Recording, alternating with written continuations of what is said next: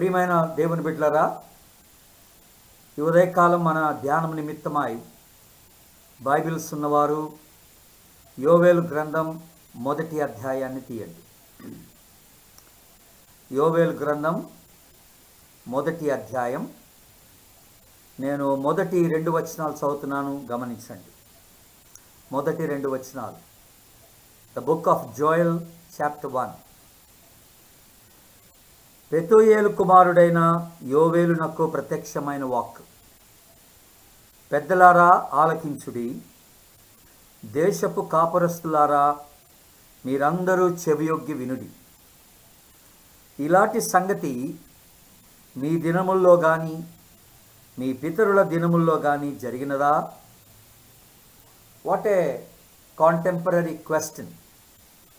అంటే ఇదేదో ఇప్పుడే జరిగినట్టుగా, యోవేలు ఇప్పుడే మన మధ్య ఉన్నట్టుగా మాట్లాడుతున్నట్టు ఉంది కదండి. ఇలాంటి సంగతి మీ దినముల్లో కానీ మీ పితరుల దినముల్లో కానీ జరిగినదా? మనం ఇప్పుడు ఉంటున్నటువంటి ప్రస్తుత పరిస్థితిని చూస్తూ ఉంటే వేల కొలది మంది దినదినము చనిపోతూ ఉన్నారు కోవిడ్ ద్వారా. అన్ఎక్స్పెక్టెడ్ డెత్స్ మనం చూస్తున్నాం. ఊహించినటువంటి ప్రజలు ఊహించినటువంటి విధానంలో మరణమవుతున్నట్టుగా గమనిస్తున్నాం. ఒకవేళ మనము మన ఇంట్లో ఉన్నటువంటి పెద్దలు, తాతలు, అమ్మమ్మలు అలాంటి వాళ్ళని మనం అడిగితే, 80-90 సంవత్సరాలు ఉన్నటువంటి వారిని అడిగితే, ఇలాంటి జబ్బు ఎప్పుడైనా వచ్చిందా? ఇలాగ అనేక మంది ప్రజలు ప్రతి దేశంలోనూ ప్రపంచం అంతటా చనిపోవటం అనేది ఎప్పుడైనా జరిగిందా అని అడిగితే ప్రాబబ్లీ వాళ్ళు ఇంకా జరగలేదని చెప్పొచ్చేమో. ఇది ఫస్ట్ టైం ఇలాంటిది మేము చూస్తున్నామని కూడా చెప్పే అవకాశం ఉంది దేవుని బిడ్డలారా. మనం ఒకసారి చరిత్రని గమనిస్తే 1964 ఆ రోజు గుడ్ ఫ్రైడే, అలాస్కాలో పెద్ద సునామీ వచ్చింది. మార్నింగ్ 5:30. ప్రజలు ఎవరు ఎక్స్పెక్ట్ చేయనటువంటి ఒక టైంలో సునామీ వచ్చింది. వేల కొలది బిల్డింగ్స్ కూలిపోయాయి. వేల కొలది మంది మనుషులు ఆ నీటిలో కొట్టుకొని వెళ్ళిపోయారు. That was very shocking. ఎవరు ఊహించలేదు. ఎందుకంటే రాత్రి పడుకున్న వాళ్ళు అప్పటికి ఇంకా లేవలేదు. ఆ కార్యం జరిగినట్టుగా మనం చూస్తూ ఉన్నాం. అలాగే 2004 మనకి బాగా తెలిసినటువంటి ఒక సునామీ, ఇండోనేషియా. ఆ సునామీ ద్వారా దాదాపుగా 2,20,000 చిల్లర మంది చనిపోయినట్టుగా మనం గమనిస్తూ ఉన్నాం దేవుని బిడ్డ. అనేక బిల్డింగ్స్ నాశనం అయిపోయాయి. గొప్ప నష్టం ఆ దేశంలో వాటిల్లినట్టుగా మనం చూస్తూ ఉన్నాం.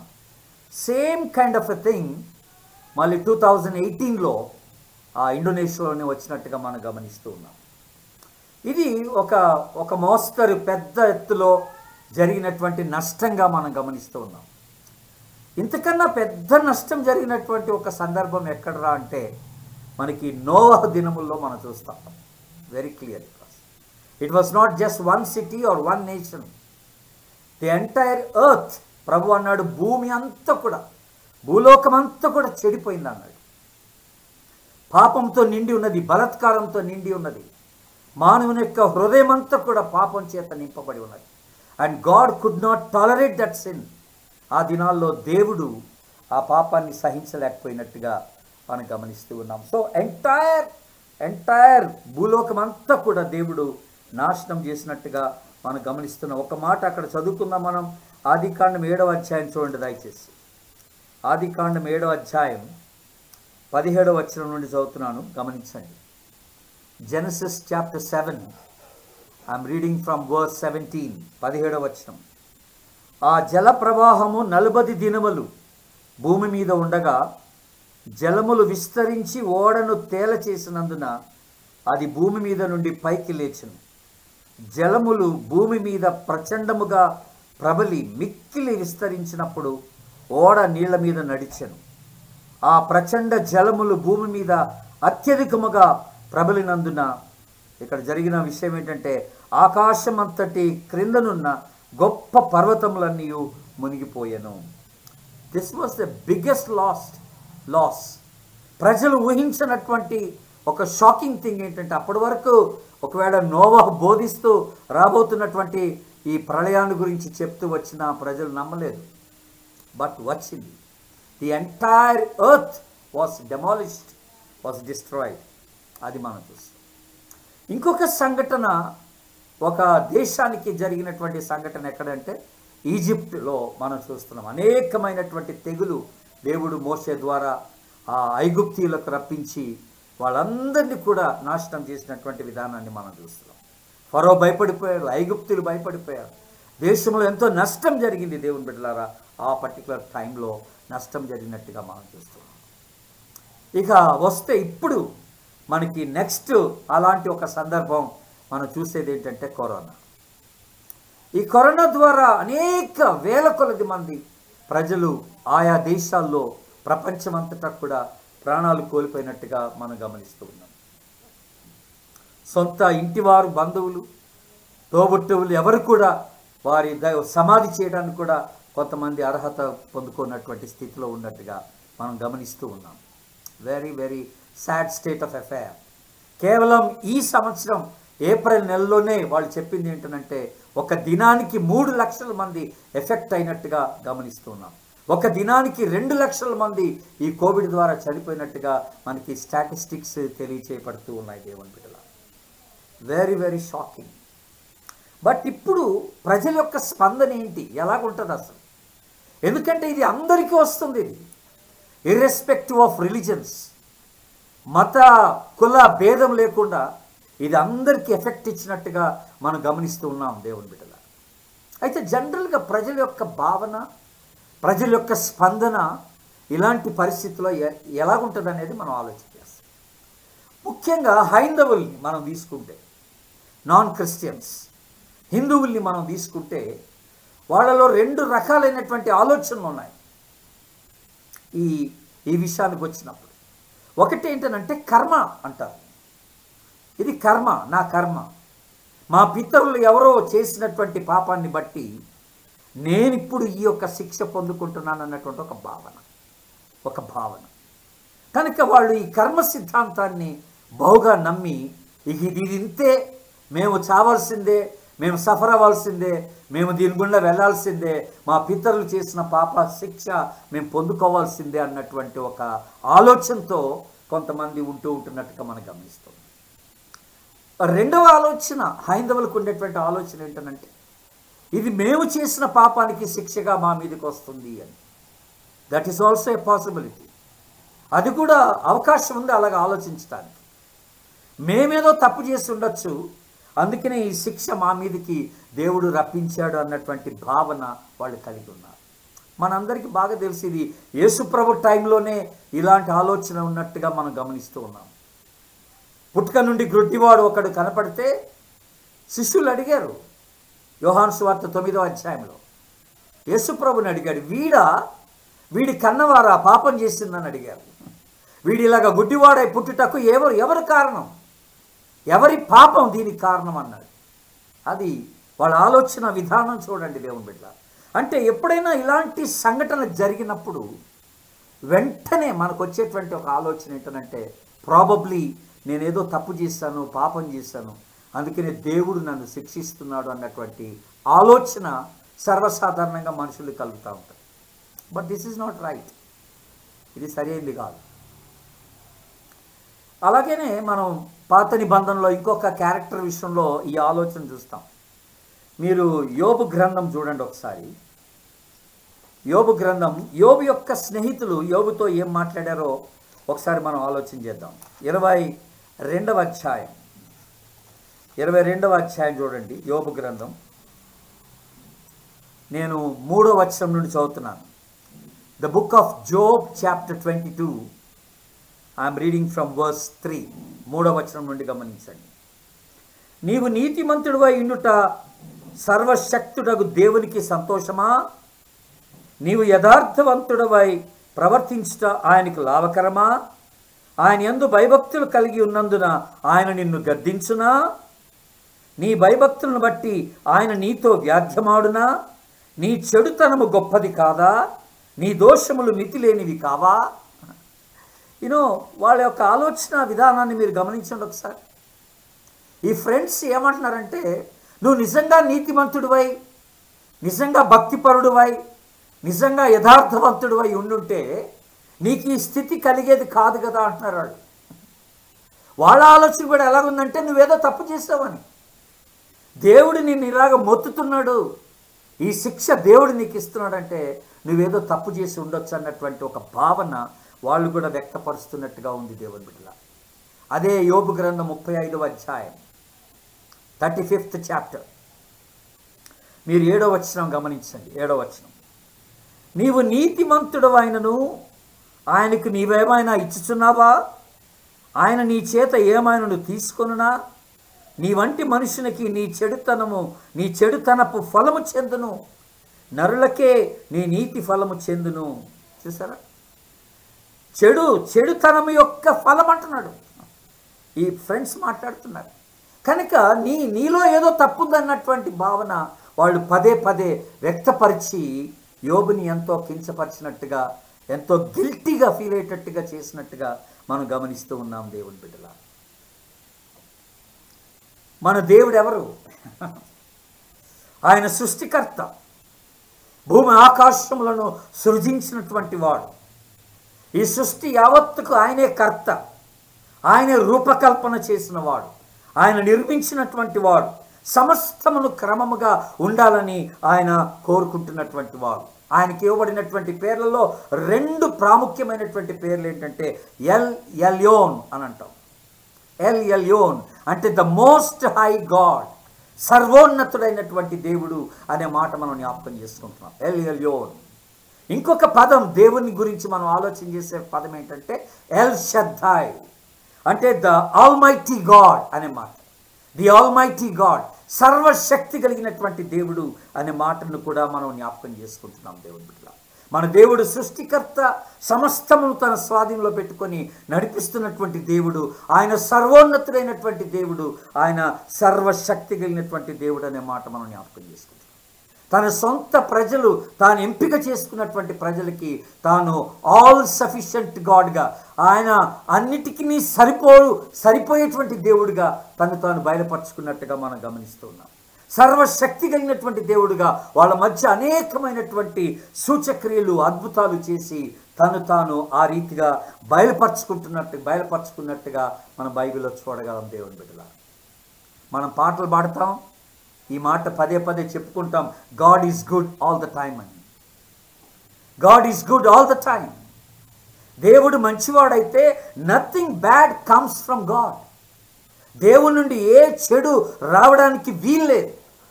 అందుకనే యాకోబు కూడా రాస్తూ చక్కని మాట అంటాడు, ఎవడైనా శోధింపబడ్డప్పుడు నేను దేవుని చేత శోధింపబడ్డానని చెప్పకూడదు.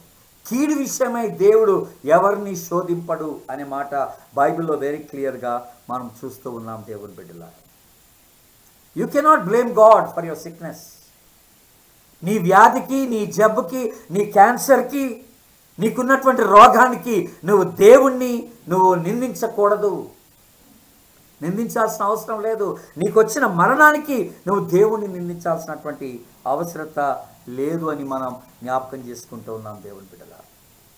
మనందరికీ తెలుసు, అటు వ్యాధి కానివ్వండి, అటు మరణం కానివ్వండి, ఇది పాప ఫలితంగా మానవునికి వచ్చినటువంటి సంప్రాప్తి అయినటువంటిదని మనం జ్ఞాపకం చేసుకుంటున్నాం. అప్పటి వరకు వ్యాధి దేవుడు మానవునికి నియమించలేదు. అప్పటి వరకు దేవుడు మరణాన్ని మానవునికి నియమించలేదు. మరణము ప్లస్ వ్యాధి ఎప్పుడు మానవునికి సంక్రమించిందనంటే మానవుడు దేవునికి విరోధముగా పాపం చేసినప్పుడే. అది శిక్షగా, ప్రతిఫలంగా దేవుడు ఈ వ్యాధిని ప్లస్ అతనికి మరణాన్ని దేవుడు నియమించినట్టుగా మనం చూస్తున్నాం. Curse is attained by the wrong choice of man. అయితే దేవుడు ఏం చేస్తున్నాడు మరి? ఇప్పుడు మీరు ప్రకటన గ్రంథం చూడండి, ఒక చక్కని మాట. ఫస్ట్ ఆఫ్ ఆల్ ప్రకటన గ్రంథం 21వ అధ్యాయం 4-5 వచనాలు నేను చదువుతున్నాను, గమనించండి. 4-5 వచనాలు. ఆయన వారి కన్నుల ప్రతి బాష్ప బిందువును తుడిచివేయును, మరణం ఇక ఉండదు, దుఃఖమైనను ఏడుపైనను వేదనైనను ఇక ఉండదు. మొదటి సంగతులు గతించిపోయినని సింహాసనంలో నుండి వచ్చిన గొప్ప స్వరము చెప్పుట వింటిని. అప్పుడు సింహాసనాసీనుడై ఉన్నవాడు, ఇదిగో సమస్తమును నూతనమైనవిగా చేయుచున్నానని చెప్పెను. మరియు ఈ మాటలు నమ్మకమును నిజమునై ఉన్నవి గనుక రాయమని ఆయన నాతో చెప్పుచున్నాడు. 5వ వచనం ఎంత చక్కని మాట అండి. సమస్తమును నూతనమైనవిగా చేయుచున్నటువంటి దేవుడు. అంతా శాపానికి గురైపోయింది లోకం. మనుషులు శాపానికి పాపానికి లోనైపోయారు. ఇప్పుడు దేవుడు మళ్ళీ నూతన పరచడానికి దేవుడు ఒక ప్రణాళిక వేసుకొని పెట్టుకున్నట్టుగా మనం గమనిస్తూ ఉన్నాం. మనం ఇంకొంచెం లోపలికి ఈ విషయంలో మనం లోపలికి వెళ్ళడానికంటే ముందుగా ఒక 2 విషయాలు ఖచ్చితంగా మనం నమ్మవలసిన వారమై ఉంటున్నాం. అదేమిటంటే ఎవ్రీథింగ్, ఈ భూమి మీద సమస్తమును, సమస్త ప్రజలను, సమస్త కార్యాలను దేవుని యొక్క స్వాధీనంలో ఉన్నాయని మనం నమ్మాలి. Everything is under the control of God and man cannot do anything about it. మనుష్యుడు దీని విషయంలో ఏమీ చేయలేడు, ఏ మార్పు తీసుకొని రాలేడు. ఏ సమస్తము కూడా దేవుని యొక్క స్వాధీనంలో ఉండి ఆయన చిత్త ప్రకారంగా జరిపింపబడుతూ ఉన్నట్టుగా మనం గమనిస్తూ ఉన్నాం దేవుని బిడ్డల.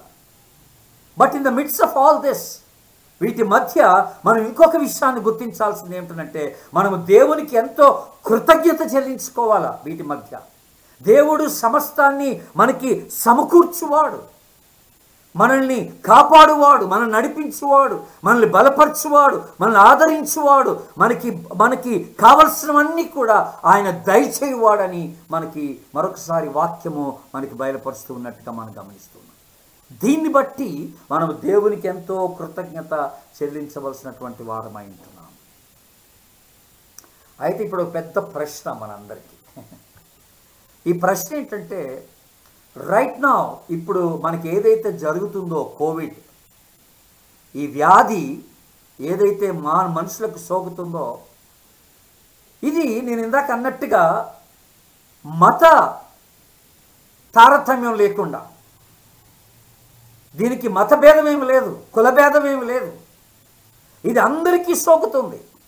కనుక ఇప్పుడు క్రైస్తవులకి, విశ్వాసులకి వచ్చేటువంటి ఒక పెద్ద ప్రశ్న ఏంటంటే, దేవుని నమ్ముకున్నటువంటి వారికి వచ్చే ప్రశ్న ఏంటంటే, నేను ప్రభువుని నమ్ముకున్నాను కదా, నేను ప్రార్థన చేస్తున్నాను కదా, నేను మరి టైత్ ఇస్తున్నాను కదా, నేను ఆరాధనకు వెళ్తున్నాను కదా, నేను ఎంతో భక్తిగా జీవిస్తున్నాను కదా, నాకెందుకు ఇది జరిగింది అన్నటువంటి ఒక పెద్ద ప్రశ్న ప్రజలు వేస్తున్నట్టుగా మనం గమనిస్తాం.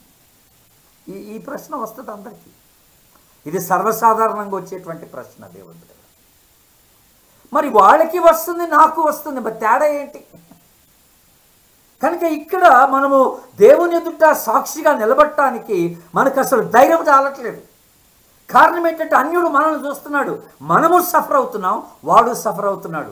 ఇక మనం నమ్ముకున్నటువంటి దేవునిలో గొప్పతనం ఏముందని వాడు కూడా ప్రశ్నించడానికి ఛాన్స్ ఉంది దేవుని బిడ్డల. ఆ ప్రశ్నకు మన దగ్గర సమాధానం లేనట్టుగానే ఉంది. వాళ్ళు చనిపోతున్నారు, మనము చనిపోతున్నాం. ప్రభు నందు విశ్వాసం ఉంచిన వారికి ఇది ఎఫెక్ట్ ఇస్తుంది, ప్రభు నమ్ముకోనటువంటి వారికి కూడా ఇది ఎఫెక్ట్ ఇస్తున్నట్టుగా మనం గమనిస్తూ ఉన్నాం దేవుని బిడ్డల. సునామీ అందరికి వస్తుంది, ఎర్త్క్వేక్ వస్తే అందరికి వస్తుంది, అందరూ దెబ్బతింటారు దాన్ని బట్టి. బట్ ఇప్పుడు మనకొచ్చేటువంటి ఆశీర్వాదం ఏంటి? దీంట్లో మనం ఆయన రక్తంలో కడగబడ్డాం, ఆయన చేత మనం ఎంపిక చేయబడ్డాం, మనం ప్రార్థన చేస్తున్నాం, ఆరాధిస్తున్నాం, ఆయనకి మనం ఎంతో మరి 10వ వంతు చెల్లిస్తున్నాం, ఎంతో భక్తిగా జీవిస్తున్నాం. మరి మనకొచ్చే ఆశీర్వాదం ఏంటి? దేవుని బిడ్డలారా, మనకొచ్చే ఆశీర్వాదం చాలా పెద్దది, గొప్పది. అది మనకు తెలియదు. చెప్తాను. దేవుడు తన బిడ్డలకి నియమించినటువంటి ఆశీర్వాదాలు అన్యులకు లేవు, ప్రభువుని ఎరగనటువంటి వారికి లేవు. అవి ఆ భాగ్యం వారికి లేదు. అందుకనే ఈ పరిస్థితిలో వాళ్ళు ధైర్యంగా ఉండలేరు, ఈ పరిస్థితిలో వాళ్ళు నెమ్మదంగా ఉండలేరు. వాళ్ళు కృంగిపోతారు, నిరాశ చెందుతారు, వాళ్ళు ఎంతో డిప్రెషన్కి లోనయ్యేటువంటి ఛాన్స్ ఉన్నది. కానీ ఒక విశ్వాసి అలాగుంటానికి వీల్లేదని మనం జ్ఞాపకం చేసుకుంటున్నాం. కనుక ఈ ఉదయకాలం దేవుని బిడ్డలారా, దేవుడు ఒక విశ్వాసికి, తన బిడ్డలకి, తన రక్తంలో కడుక్కున్నటువంటి వారికి దేవుడు ఏర్పాటు చేసిన ఒక 6 ఆశీర్వాదాలు ఈ ఉదయకాలం మీతో పంచుకోవాలని నేను ఇష్టపడుతూ ఉన్నాను. ఈ పరిస్థితుల మధ్య దేవుడు ఏర్పాటు చేసినటువంటి 6 ఆశీర్వాదాలు నేను మీకు జ్ఞాపకం చేయాలని ఇష్టపడుతూ ఉన్నాను. మొట్టమొదటిగా దేవుడు మనకిచ్చినటువంటి ఒక గొప్ప ఆశీర్వాదం ఏంటంటే ఆయన కృప, గాడ్స్ గ్రేస్. ఇది మొదటి point. The grace of God is sufficient for us. ఈ కృప అనేటువంటి ఆలోచన అన్యులకు లేదు. దేవుని కృప అనే మాట వారికి తెలీదు. విశ్వాసి ఒక్కడికే దేవుడు తన కృపనిచ్చి బలపరుస్తున్నట్టుగా మనం చూస్తున్నాం.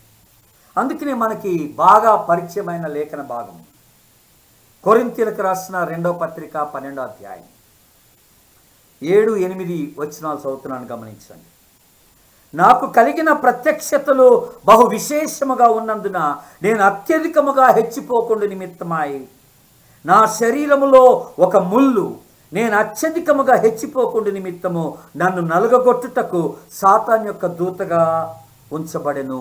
అది నా యొద్ద నుండి తొలగిపోవాలని దాని విషయమై నేను ముమ్మారు ప్రభువుని వేడుకొంటిని. అందుకు నా కృప నీకు చాలును, బలహీనతల యందు నా శక్తి పరిపూర్ణమగుచున్నదని ఆయన నాతో చెప్పెను. నేను ఎప్పుడు బలహీనుడనో అప్పుడే బలవంతుడను. Amen. What a beautiful thing. Even in the midst of this suffering, ఈ శ్రమల మధ్య, ఈ అనారోగ్య పరిస్థితి మధ్య, ఈ యొక్క బాధ, వేదన, నొప్పి మధ్య నేను దేవుని కృపచేత నేను బలపరచబడుతూ ఉన్నానని ఒక గొప్ప మాట ఇక్కడ పౌలు గారు జ్ఞాపకం చేస్తూ ఉన్నాడు మనకి. ఇదే విశ్వాసకు ఉన్నటువంటి గొప్ప ఆశీర్వాదం. స్వస్థత కాదండి, నేను బాగుపడటం అనేది ఇంపార్టెంట్ కాదు. నేను ఏ పరిస్థితిలో ఉన్నా దేవుని కృపచేత నేను బలపరచబడుతూ ఉన్నానని మనం జ్ఞాపకం చేసుకోవడం వెరీ వెరీ ఇంపార్టెంట్. మన బలహీనతల్లో ఆయన శక్తి పరిపూర్ణమవుతున్నదని దేవుడు మనకి సెలవిస్తూ ఉన్నాడు. ఆయన కృప ప్రతి పరిస్థితిలో మనకి చాలినటువంటి కృపగా ఉంటున్నట్టుగా మనం జ్ఞాపకం చేసుకుంటున్నాం.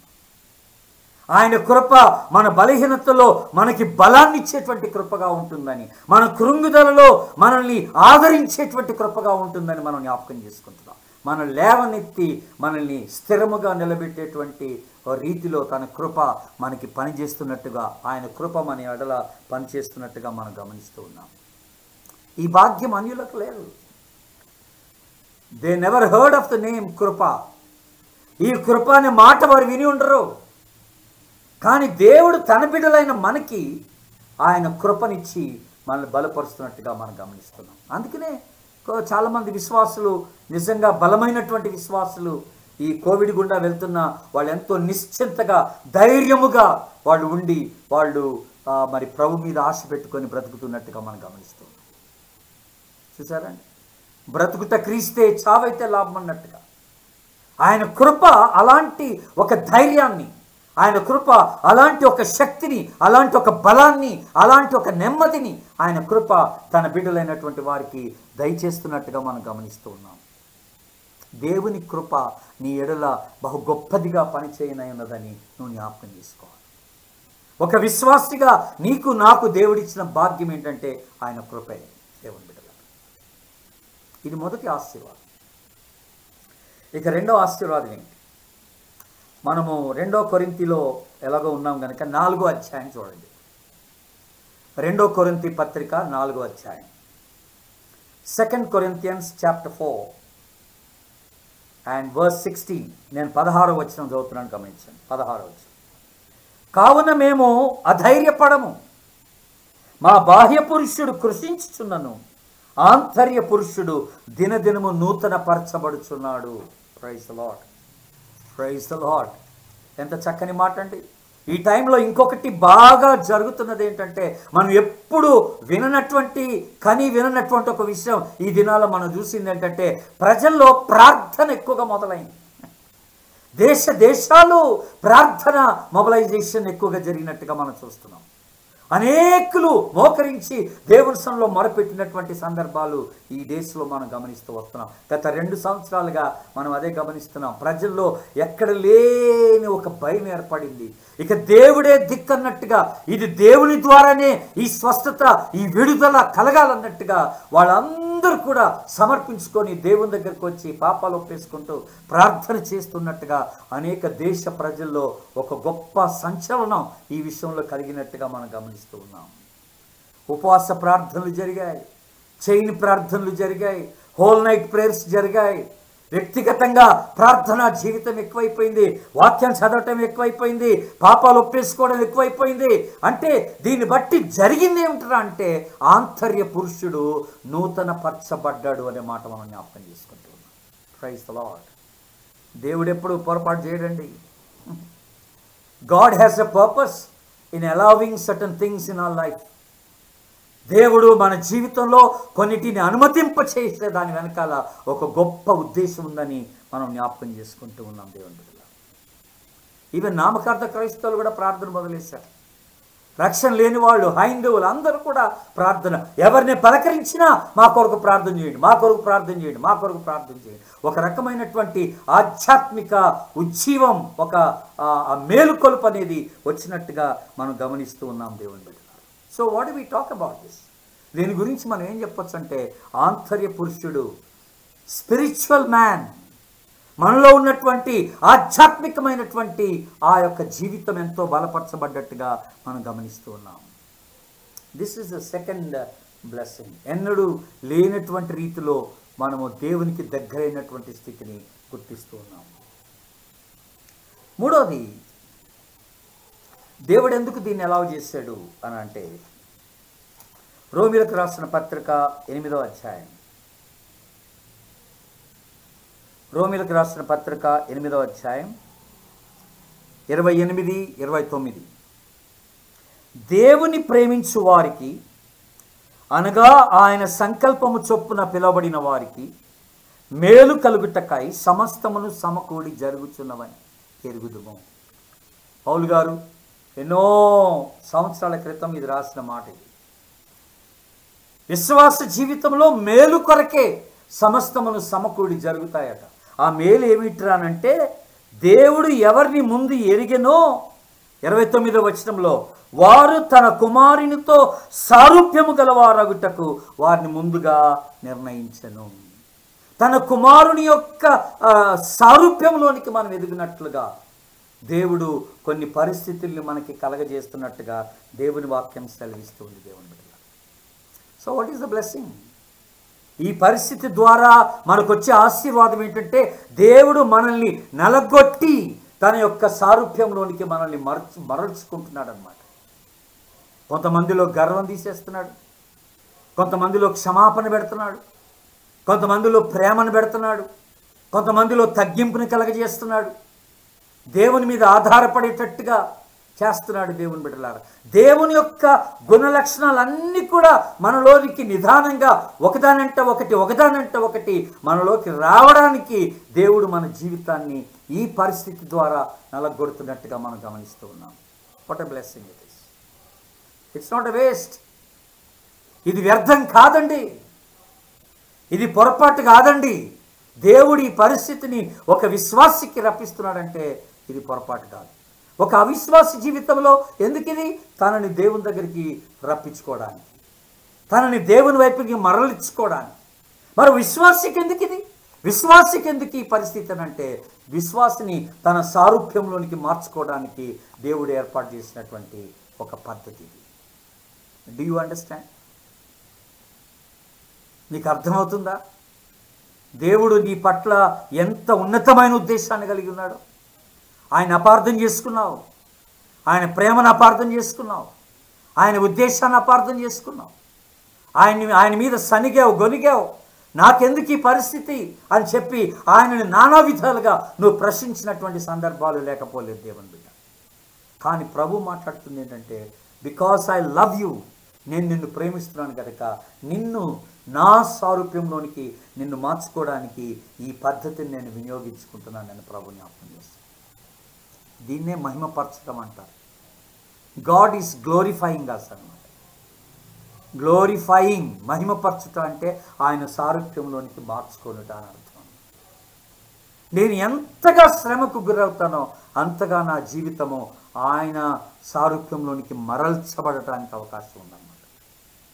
అందుకని ఈ భూమి మీద మనం ఉన్నంత వరకు కూడానండి, we are just growing into perfection అని అంటున్నాం. అందుకనే ఎఫెసీ పత్రిక 4వ అధ్యాయంలో చక్కని మాట మనకి అక్కడ చెప్పబడిన మాట.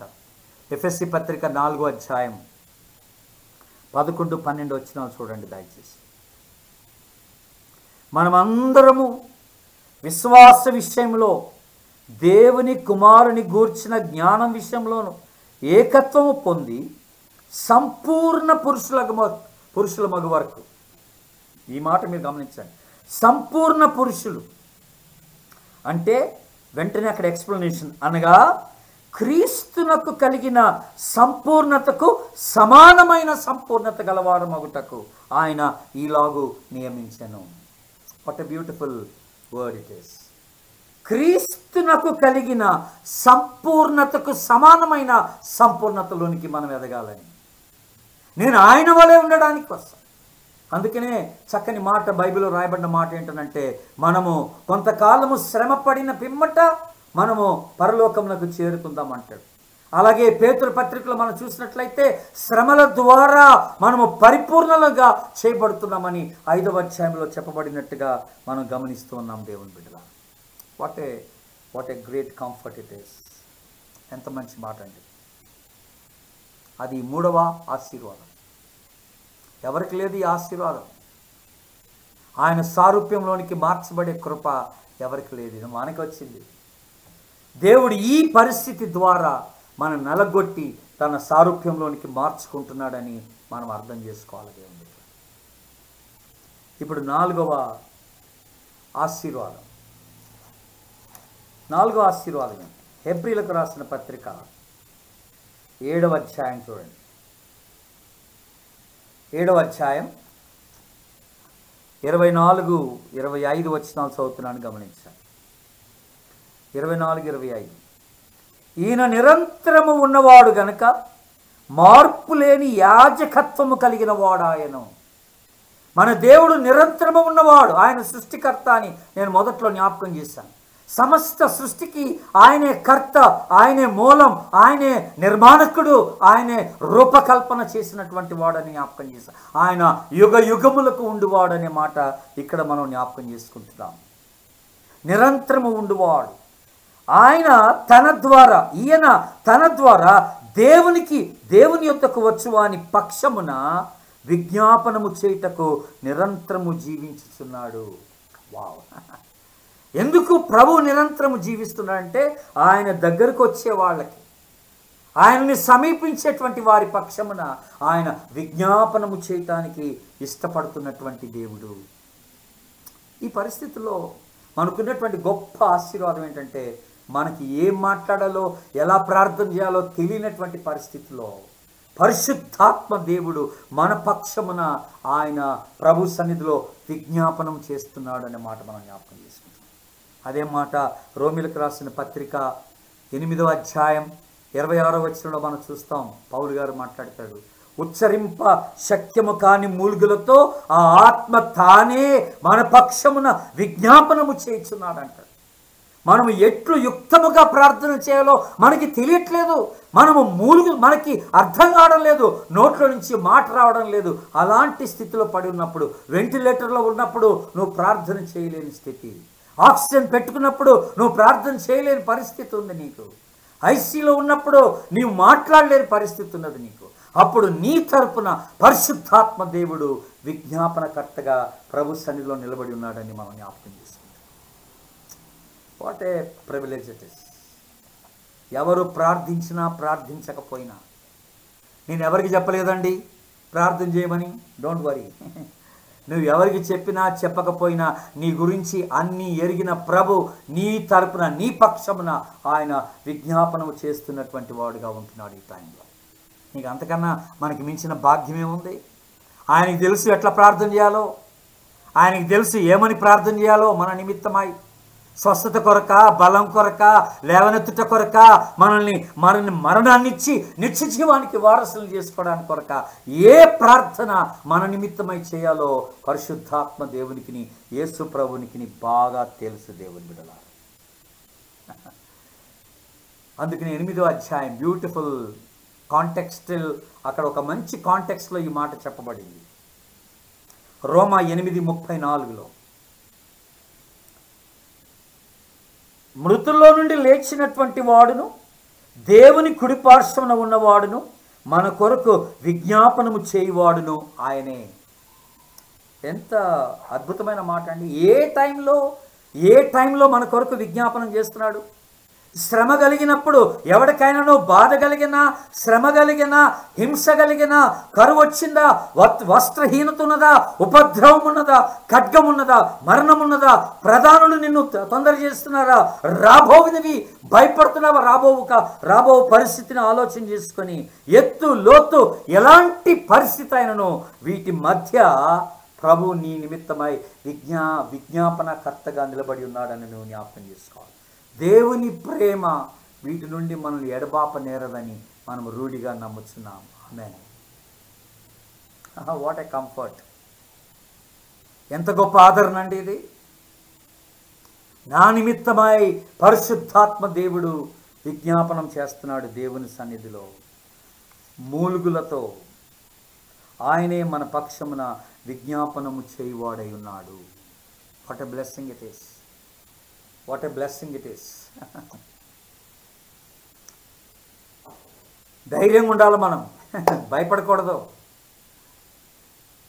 మీ ఇంట్లో నువ్వు ఒక్కడివే విశ్వాసి అయితే ఎవరు ఇంటివారు నీ కొరకు ప్రార్థన చేయకపోయినా పర్వాలేదు, మీ సంఘస్థులు ఎవరు నీ కొరకు ప్రార్థన చేయకపోయినా పర్వాలేదు, ప్రభు నీ తరపున విజ్ఞాపనం చేస్తున్నాడని నువ్వు జ్ఞాపకం చేసుకుని ధైర్యం ఉండాలి. 5వ ఆశీర్వాదం. What is the 5th blessing? We have a hope of eternal life. నిత్య జీవం యొక్క నిరీక్షణ దేవుడు మనకిచ్చాడు. 5వదిగా, ఒక బిలీవర్గా మన మరణానికి భయపడకూడదండి. ఇలాంటి మరణకరమైన వ్యాధికి కూడా మనం భయపడకూడదండి. క్రీస్తు రక్తంలో నువ్వు కడగబడిన వ్యక్తివైతే, నువ్వు దేవుని చేత ప్రతిష్ఠించబడిన వ్యక్తివైతే, ఆయన బిడ్డవుగా నువ్వు జీవిస్తున్న వ్యక్తివైతే నువ్వు మరణానికి భయపడాల్సిన అవసరం లేదు. ఏ వ్యాధికి, ఏ పరిస్థితికి నువ్వు భయపడాల్సిన అవసరం లేదు. నేను ఇందాకనే గుర్తు చేశాను, నా మటుకు బ్రతుకుట క్రీస్తే పౌలన్న మాట. చావు అయితే లాభం. 2 కొరింథీ పత్రిక 5వ అధ్యాయం 7వ వచనంలో బ్యూటిఫుల్గా అంటాడు, ఈ దేహములో నివసించుచున్నంత కాలము నేను ప్రభువునకు దూరముగా ఉన్నానని గుర్తిస్తున్నాను. దేహము విడిస్తే నేను ప్రభుతో ఉంటానంటున్నాడు. absent from the body, present with the Lord అనే మాట. ఈ దేహములో ఉన్నంత వరకు నేను ప్రభువుకి దూరంగా ఉంటున్నాను. ఈ దేహాన్ని విడిచిపెడితే నేను ప్రభు సన్నిధిలో ఆయనతో నిత్యత్వంలో ఉండగలననేటువంటి గొప్ప నిరీక్షణ మనందరికీ ఉంది. యేసు క్రీస్తు నందు విశ్వాసం ఉంచువాడు నిత్య జీవము కలిగినటువంటి వాడు. యోహాను 5:24. మనందరికి బాగా పరిచయమైన లేఖన భాగం యోహాను 3:16. దేవుడు లోకమును ఎంతో ప్రేమించెను కాగా ఆయన తన అద్వితీయ కుమారుని యందు విశ్వాసముంచువాడు నశింపక నిత్య జీవము పొందినట్లుగా ఆయన మనకు అనుగ్రహించాడు. యేసు క్రీస్తు ద్వారా మనకి నిత్య జీవాన్ని దేవుడు మనకి ప్రసాదిస్తున్నాడు.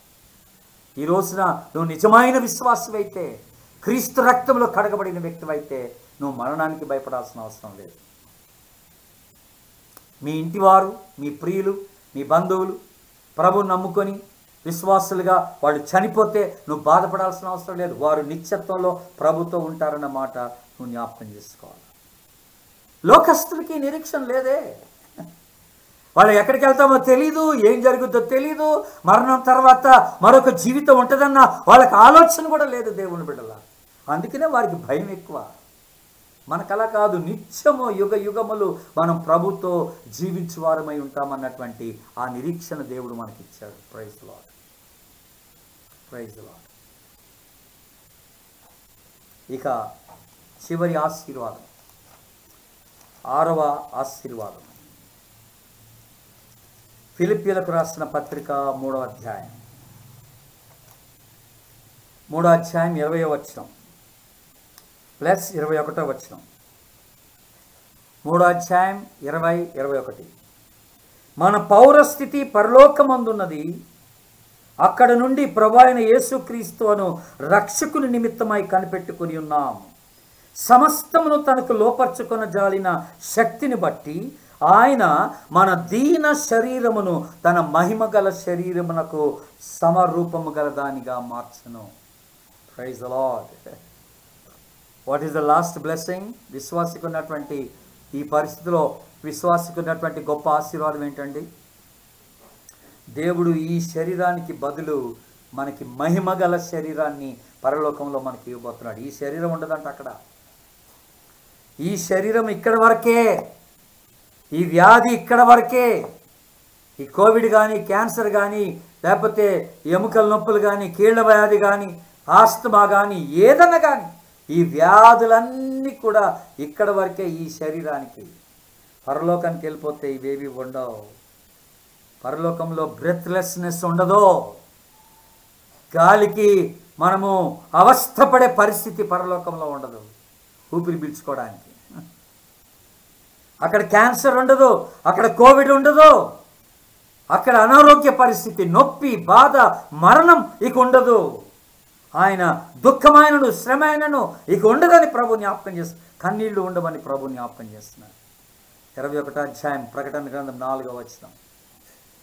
కన్నీళ్ళు ఉండదు, దుఃఖం ఉండదు, వేదన ఉండదు. ఈ నిరీక్షణ అన్యులకు లేదండి. ఈ నిరీక్షణ అన్యులకు లేదండి. That's the difference. ఇప్పుడు అన్యులు విశ్వాసులు అందరూ సఫర్ అవుతున్నారు, కానీ విశ్వాసులకు ఉండేటువంటి గొప్ప భాగ్యం ఏంటంటే మనము పరలోకంలో నూతన శరీరాన్ని మనం కలిగి ఉండబోతున్నాం. అందుకనే విశ్వాసి మరణానికి భయపడకూడదు. కీర్తనకారుడు దావీదు అందుకనే బ్యూటిఫుల్గా ఒక మాట రాశాడు. 23వ కీర్తన మనందరికీ బాగా తెలుసు. గాఢాంధకారపు లోయలో నేను సంచరించినను ఏ అపాయమునకు నేను భయపడను. ఇంగ్లీష్లో ఇంకెట్లా రాస్తుంది తెలుసా అండి? Even though I walk in the valley of shadow of death అన్నాడు. అంటే మరణాంధకారపు లోయలో అనే మాట ఉపయోగించాడు. మరణాంధకారపు లోయలో నేను సంచరించినను ఏ అపాయమునకు నేను భయపడను, ఎందుకంటే నీవు నాకు తోడై ఉన్నావు. ఈ కోవిడ్ సీజన్లో ఒక విచారకరమైన పరిస్థితి ఏమిటంటే చాలా చాలా ఫ్యామిలీస్లో వారు కనీసం ఆ గ్రేవ్ యార్డ్కి కూడా వెళ్ళలేనటువంటి పరిస్థితి ఏర్పడింది. సమాధుల దొడ్డికి కూడా వెళ్ళలేకపోయారు. స్వయాన వాళ్ళు పాతిపెట్టలేనటువంటి పరిస్థితులు కొంతమందికి ఉన్నాయి. గవర్నమెంట్ వారే తీసుకెళ్ళి దహించి పడేశారు శవాల్ని. కుటుంబ సభ్యుల దగ్గర రానిలేదు. హాస్పిటల్ అడ్మిట్ అయిన తర్వాత ఇక వారిని చూసే పరిస్థితి కూడా లేకపోయింది. దేవుని బిడ్డగా ఎంత ఘోరమైనటువంటి ఆ యొక్క పరిస్థితిలో ఉన్నారో మనం జ్ఞాపకం చేస్తాం. ఒకవేళ పరిస్థితులన్నీ బాగున్నా నీ ఇంట్లో నువ్వు ప్రేమించేటువంటి వారు, నీ ఇంటి వారు నువ్వు ఎంత ప్రేమించినా వాళ్ళతో నువ్వు ఎక్కడ దాకా వెళ్ళగలవంటే సమాధి వరకే వెళ్ళగలవు. ఇక ఆ తర్వాత నువ్వు అవతలికి వెళ్ళలేవు వాళ్ళతో. కానీ సమాధి వరకు మాత్రమే కాదు, సమాధిలోనికి, సమాధి తర్వాత జీవితంలోనికి మనతో రాగలిగినటువంటి వాడు మన ప్రభు అయినటువంటి యేసుక్రీస్తు ఒక్కడే. Amen. What a blessing it is. ఎంత గొప్ప ఆశీర్వాదం. కనుక విశ్వాసి భయపడాల్సిన అవసరమే లేదండి. ఈ విషయాన్ని బట్టి ఆలోచన చేస్తే వై షుడ్ యూ ఫియర్? మనకు ఒక గొప్ప ధైర్యంతో కూడిన మాట ఏంటనంటే దానియేలు గ్రంథం 4వ అధ్యాయం తీయండి. దానియేలు గ్రంథం 4వ అధ్యాయం 17వ వచనం. షడ్రక్, మెషక్, అబేద్నెగోలు మాట్లాడిన మాటలు నేను మీకు జ్ఞాపకం చేస్తున్నాను. దానియేలు గ్రంథం 4వ అధ్యాయం 17వ వచనం. మేము సేవించుచున్న దేవుడు మండుచున్న ఈ వేడిమి గల ఈ అగ్నిగుండంలో నుండి మమ్మను తప్పించి రక్షించుటకు సమర్థుడని మేము ఎరుగుదుము. మరియు నీ వర్షములో పడకుండా ఆయన మమ్మల్ని రక్షించును, అది కూడా మేము ఎరుగుదుము. ఒకవేళ ఆయన రక్షింపకపోయినను చూసారా క్లాస్ ఇక్కడ దేవుని బిడ్డలారా. ఒకటి ఖచ్చితంగా మనం నమ్ముతుంది ఏంటంటే గాడ్ కెన్ సేవ్ అస్. దేవుడు మనల్ని స్వస్థపరచగలడు, బాగు చేయగలడు, లేవనెత్తగలడు, మళ్ళీ బ్రతికించగలడు. అది మనం నమ్ముతున్నాం, ఖచ్చితంగా నమ్ముతున్నాం. దేవునికి ఆ శక్తి సామర్థ్యత ఉన్నదని నమ్ముతున్నాం. ఇక్కడ షడ్రక్ మెషకినోళ్ళు, ఈ మెషక్ అబెద్నెగోళ్ళు అదే మాట అన్నారు. కానీ ఒకవేళ ఆయన రక్షింపకపోయినను నీ దేవతలకు మాత్రం మేము మొక్కమన్నారు.